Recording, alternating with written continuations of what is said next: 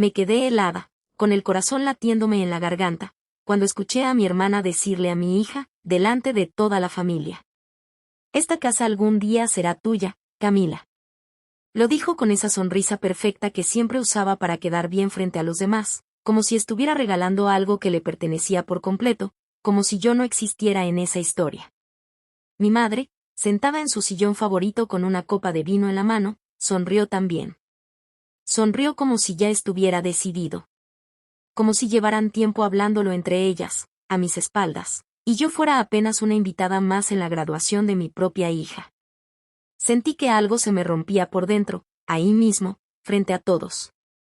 Era la noche más importante de la vida de Camila.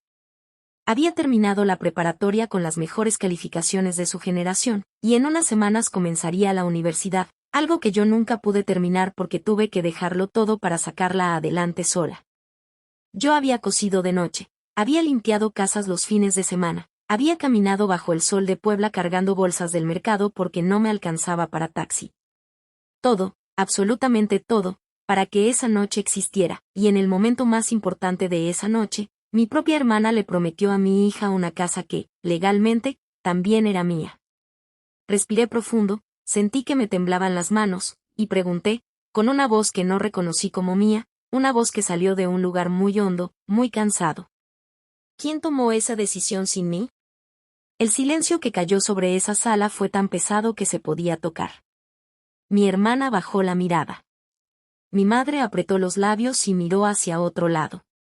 Y mi hija, mi Camila, que apenas unos minutos antes reía feliz con su diploma en las manos, me miró confundida, sin entender por qué la noche más importante de su vida se había convertido, de un segundo a otro, en un campo de guerra silenciosa.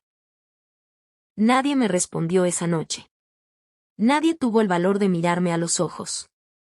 Pero lo que descubrí semanas después, revisando unos papeles viejos que mi madre había dejado olvidados sobre la mesa, me rompió el corazón de una manera que jamás imaginé, y cambió para siempre la forma en que yo veía a mi propia familia. Para entender esa noche, tengo que llevar los 37 años atrás, a una casa en la colonia La Paz, en Puebla, donde crecí junto a mi hermana Renata. Desde niñas, algo quedó claro sin que nadie lo dijera nunca en voz alta: Renata era la hija que mi madre presumía frente a las vecinas, y yo era la hija que mi madre corregía en silencio, como si siempre hubiera algo mal en mí que necesitaba arreglarse. Recuerdo, tenía yo 9 años, cuando gané el primer lugar en un concurso de matemáticas de toda la escuela. Llegué corriendo a la casa con mi diploma, con el corazón lleno de orgullo, esperando el abrazo de mi madre. Ella lo miró apenas 2 segundos y dijo: «Qué bien, mija. Oye, ¿ya le ayudaste a tu hermana con la tarea?». Ni un abrazo. Ni una palabra más. Esa misma semana, Renata trajo una calificación reprobatoria en conducta, y mi madre pasó 3 días llamando a la escuela, defendiéndola, diciendo que la maestra la traía de encargo. Así crecí. Aprendiendo que mis logros eran esperados, casi obligatorios, y que los tropiezos de mi hermana eran siempre culpa de alguien más. Mi padre, Salvador, era mecánico, trabajaba 12 horas al día en un taller sobre la avenida Reforma, y llegaba a casa demasiado cansado para notar esas diferencias, aunque en el fondo, yo sé que sí las notaba, porque a veces, en silencio, me guardaba el pedazo más grande del pastel, o me llevaba a comprar un helado solo para las dos, como si quisiera compensar, sin decirlo, lo que mi madre no me daba. Cuando yo tenía 19 años, mi padre murió de un infarto, de un día para otro, mientras arreglaba un motor. Con él se fue la única persona que alguna vez me hizo sentir que yo también merecía ser vista. Después de su muerte, mi madre se aferró a Renata como a un salvavidas, y yo me convertí, sin que nadie me lo preguntara, en la hija fuerte, la que resolvía, la que no lloraba, la que no necesitaba nada. En ese entonces yo no tenía idea de que esa herida de infancia se iba a convertir, 3 décadas después, en el motivo por el cual mi propia hija casi pierde lo que legítimamente le correspondía. A los 23 años me embaracé de Camila. El padre se fue antes de que ella cumpliera los 8 meses, y yo me quedé sola, con un trabajo de cajera en una farmacia y una carrera de enfermería que tuve que dejar a la mitad porque no había quien cuidara a mi bebé mientras yo estudiaba. Mi madre, en lugar de tenderme la mano, me repitió durante años que yo había arruinado mi futuro. Mientras tanto, Renata se casó con un contador de una familia acomodada, tuvo una boda enorme en un salón de Angelópolis, con 180 invitados, y mi madre lloró de la emoción frente a todo el pueblo de parientes que llegaron desde Veracruz. Yo trabajé de día en la farmacia y de noche cosiendo uniformes escolares para vecinas, cobrando lo que fuera, con tal de completar para la renta. Pagué sola cada consulta médica de mi hija, cada par de zapatos, cada inscripción escolar, sin pedirle un solo peso a nadie. Cuando a mi madre le diagnosticaron diabetes, hace 7 años, fui yo quien pidió permiso sin sueldo en mi trabajo para llevarla a sus citas, para inyectarle la insulina cuando le temblaban las manos, para dormir en el sillón de su cuarto durante semanas. Renata mandó, eso sí, un ramo de flores precioso, desde Cancún, donde estaba de vacaciones con su esposo. Es que Renata es más sensible, hija, me decía mi madre, cuando yo, agotada, mencionaba que necesitaba ayuda. Tú siempre has sido la fuerte. Esa frase, tú siempre has sido la fuerte, se convirtió, con los años, en la excusa perfecta que mi familia usaba para que yo cargara con todo, mientras Renata no cargaba absolutamente con nada. Yo nunca pedí que me aplaudieran. Solo quería, en el fondo de mi corazón, que alguien notara que yo también me cansaba, que yo también tenía días en los que quería derrumbarme, y que alguna vez, alguien me sostuviera a mí. Nadie lo notó jamás. O tal vez sí lo notaron, y decidieron, cómodamente, que no era su problema. Y mientras yo pagaba hospitales, uniformes y noches sin dormir, mi madre ya estaba tomando decisiones sobre el futuro de esa casa, decisiones que yo jamás imaginé, y que descubriría demasiado tarde. Hace 4 años, sin decirme una sola palabra, mi madre le heredó, en vida, la mitad de la casa de La Paz a mi hermana. Esa casa donde crecimos. Donde mi padre construyó, con sus propias manos, el pequeño cuarto que usaba como taller los domingos. Donde yo pasé noches enteras estudiando bajo una lámpara de mesa que compartía con Camila, cuando ella era todavía muy pequeña para dormir sola. Me enteré por casualidad, en una comida familiar, cuando el esposo de Renata comentó, sin darle mayor importancia, que estaban por poner piso nuevo en su parte de la casa. Sentí que la sangre se me bajaba del rostro. ¿Le diste a Renata la mitad de la casa, mamá? Y le pregunté esa misma tarde, ya en su cocina, con la voz apenas sosteniéndose. Ella no me miró a los ojos. Es lo más práctico, hija. Renata tiene la estabilidad para mantenerla. Tú siempre has tenido otras prioridades. Otras prioridades. Como si haber criado sola a mi hija, como si haber sostenido un hogar completo con mis propias manos, sin faltar nunca, sin pedir nunca nada, fueran razones válidas para quedar completamente excluida de lo que también me correspondía como hija. ¿Y a mí qué me toca, mamá? A ti te tocará lo que sea justo, cuando llegue el momento, respondió, con esa misma vaguedad que llevaba usando toda mi vida cada vez que se trataba de comprometerse conmigo. Nunca hubo una reunión familiar real. Nunca hubo un papel que yo firmara, ni siquiera una conversación honesta entre las tres. Solo decisiones tomadas a mis espaldas, en reuniones a las que, ahora lo sé, deliberadamente nunca fui invitada. Yo tragué esa humillación en silencio, como tragué tantas otras, porque no quería convertirme en la hija conflictiva que peleaba por dinero. Preferí callar. Preferí, una vez más, ser la fuerte. Ese silencio mío fue exactamente lo que, 4 años después, le dio a mi hermana la confianza de pararse frente a mi propia hija y prometerle, como si fuera un regalo suyo, algo que en realidad era una deuda pendiente conmigo. Volvamos a esa noche de graduación, porque ahí es donde todo estalló. Después de mi pregunta, quien tomó esa decisión sin mí, mi madre intentó apagar el fuego como siempre lo había hecho. No es el momento para esto, Fernanda. Es la noche de Camila. Tienes razón, mamá, le dije, sintiendo como la voz se me quebraba pero sin dejar de sostenerla. Es la noche de Camila. Y ustedes la convirtieron en la noche de la casa de Renata. Mi hermana se puso de pie, con esa mezcla de indignación fingida que siempre sacaba cuando había testigos alrededor. Yo solo quería incluir a mi sobrina en algo bonito, Fernanda. No sé por qué siempre tienes que hacer un drama de todo. Algo se rompió dentro de mí en ese momento, algo que llevaba 25 años sosteniendo con las uñas.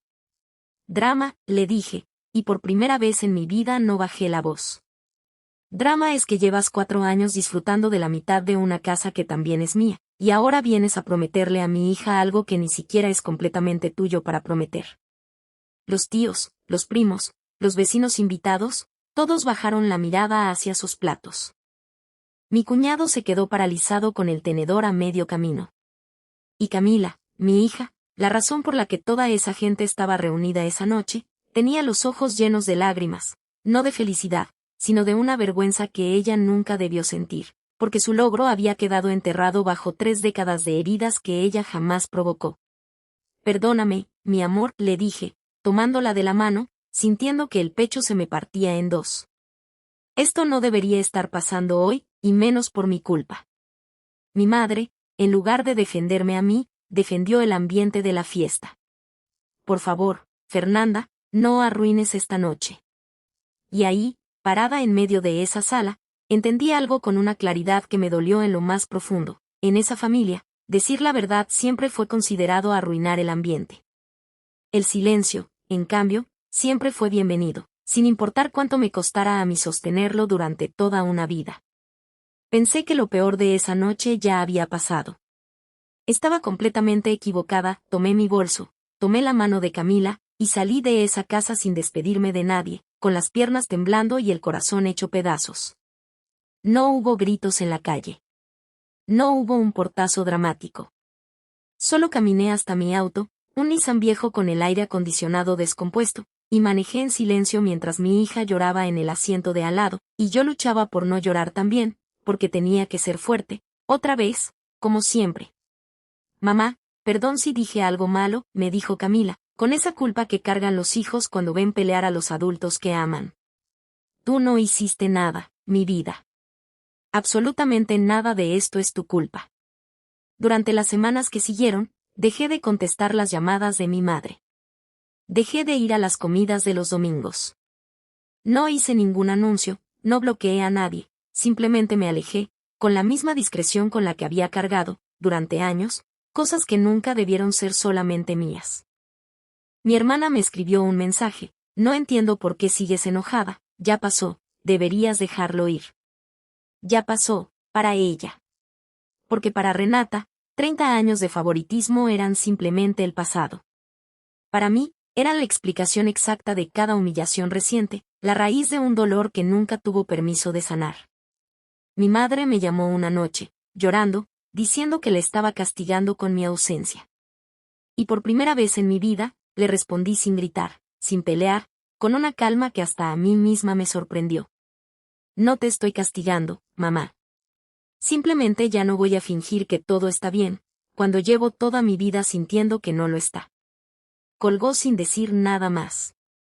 Durante ese tiempo de silencio, me dediqué por completo a ayudar a Camila a prepararse para su primer semestre en la universidad, y a mí misma, por primera vez en mucho tiempo, a preguntarme qué era lo que yo realmente merecía después de tantos años de dar sin recibir. Nunca imaginé que ese silencio mío iba a abrir, sin que yo lo buscara, una puerta que mi familia jamás quiso que yo encontrara. Un mes después de la graduación, mi madre me pidió que fuera a su casa a recoger unas cajas viejas de mi padre, herramientas, fotografías, papeles que, según ella, ya no tenían caso guardar. Entre esos papeles amarillentos, encontré una carpeta con la letra de mi padre en la portada, para mis hijas, 2010. Se me heló la sangre. Adentro había un documento, un borrador de testamento que mi padre había escrito un año antes de morir, donde dividía la Casa de la Paz en partes exactamente iguales entre Renata y yo. Nunca llegó a formalizarlo ante notario, pero ahí estaba, con su firma temblorosa, con fecha, y con una nota escrita a mano en el margen que decía: para que ninguna de mis 2 hijas sienta jamás que valió menos que la otra. Sentí que el piso desaparecía bajo mis pies. Las manos me temblaban tanto que casi no podía sostener el papel. Mi madre sabía de ese documento. Tenía que saberlo, estaba guardado entre sus propias cosas más íntimas.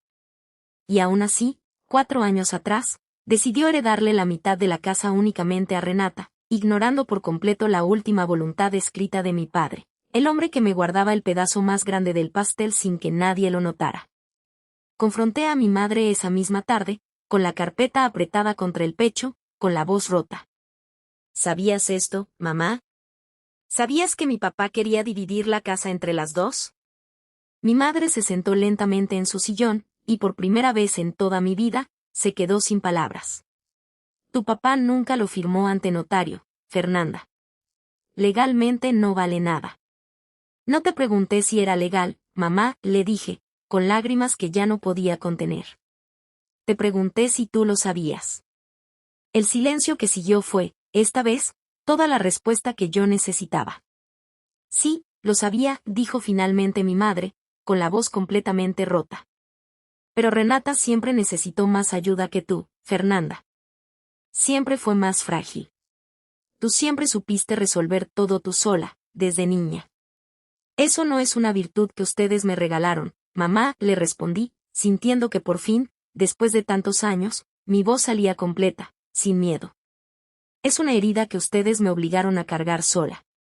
Yo no nací sabiendo resolverlo todo. Aprendí a hacerlo porque nunca tuve otra opción, porque nadie más lo iba a hacer por mí. Mi madre lloró, no como una mujer que se defiende, sino como una mujer que finalmente, después de 37 años, se atreve a mirarse a sí misma de frente. No busqué un abogado. No fui a pelear por metros cuadrados ni por papeles. Lo que pedí, lo único que realmente pedí, fue algo mucho más simple, y mucho más difícil de entregar. Quiero que lo digas frente a toda la familia, mamá. Quiero que tú y Renata digan, en voz alta, que durante 30 años me trataron distinto. No para humillarlas. Para que Camila crezca sabiendo que su madre nunca inventó nada de esto en su cabeza. 3 semanas después, en una comida familiar en casa de mi tía, mi madre habló frente a todos. No fue un discurso perfecto. Fue torpe, incómodo, con la voz quebrándose a cada frase, pero fue real. Reconoció que había favorecido a Renata toda la vida, que había ignorado el testamento de mi padre, que me había hecho sentir menos durante décadas sin detenerse jamás a pensar en lo que eso me costaba. Renata, con lágrimas que por primera vez en años parecían genuinas, me pidió perdón, y me ofreció, sin que yo se lo pidiera, ceder una parte del valor de la casa a mi nombre. No como una limosna. Como lo que legal y moralmente siempre debió ser. No lo hice por el dinero. Lo hice por Camila, que estaba sentada junto a mí esa tarde, viendo, por primera vez en su vida, que la injusticia no siempre gana, y que a veces, la herencia más valiosa por la que vale la pena luchar no cabe en una escritura de propiedad, es la dignidad. Esa noche, cuando llegamos a casa, Camila me abrazó fuerte, muy fuerte, como no me abrazaba desde que era pequeña, y me dijo, con la voz temblando de emoción. Mamá, cuando yo tenga hijos algún día, quiero que sepan lo fuerte que fuiste tú. Y por primera vez en muchísimos años, sentí que todo lo que había cargado sola, en silencio, durante toda una vida, por fin, había valido completamente la pena.